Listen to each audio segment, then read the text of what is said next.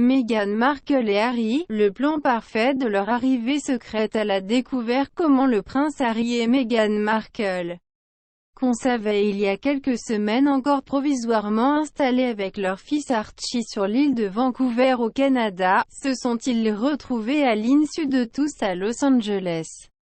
Résidant dans une propriété à couper le souffle d'un des quartiers les plus fameux de la ville la plus showbiz au monde? C'est bien simple. L'acteur et producteur Tyler Perry ne s'est pas contenté de leur offrir le J, une fabuleuse maison à 17 millions d'euros, à Beverly Hills. Il a également mis à leur disposition un moyen de transport idéal pour passer sous les radars des médias, un jet privé. Encore a-t-il fallu se déplacer sans éveiller de soupçons. Une opération soigneusement préparée. Quelques heures après avoir révélé la fabuleuse propriété où le duc et la duchesse de Sussex séjournent actuellement dans la Cité des Anges. Dans une communauté d'ultra-riches dotée d'une enceinte et super protégée, le Daily Mail poursuit ses révélations sur leur arrivée en catimini, au mois de mars. Dans la ville natale de l'ancienne actrice de la série Suits, à la faveur d'un plan soigneusement ourdi. Tyler Perry, dont ils occupent la somptueuse demeure californienne tandis qu'ils se trouvent à l'autre bout du pays.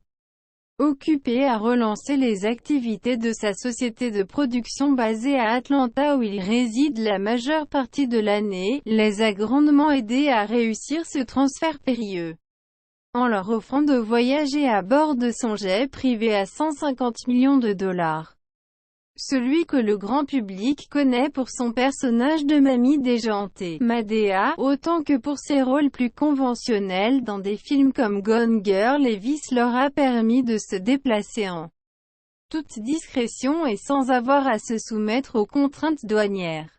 C'était une opération bien préparée qui semble avoir fonctionné à merveille, commente une source proche du dossier. L'Embraer 190, un avion pouvant transporter plus d'une centaine de passagers, du producteur star proche d'Oprah Winfrey avec laquelle les Sussex sont eux-mêmes très liés, a quitté son hangar à Atlanta dans les premières heures du samedi 14 mars 2020, à 1h35 du matin heure locale, pour voler vers le Canada et y récupérer Harry, Meghan et leur fils Archie, qui n'avait alors pas encore fêté son premier anniversaire. 5 heures plus tard, l'appareil faisait une escale d'1 heure à Portland, Oregon, avant de redécoller et poursuivre sa route jusqu'à l'aéroport international de Victoria, dans l'ouest du Canada. À quelques minutes seulement de la résidence occupée à North Saanich par le fils du prince Charles et sa famille depuis leur départ du Royaume-Uni. Comment éviter de se faire repérer à la douane à Hollywood?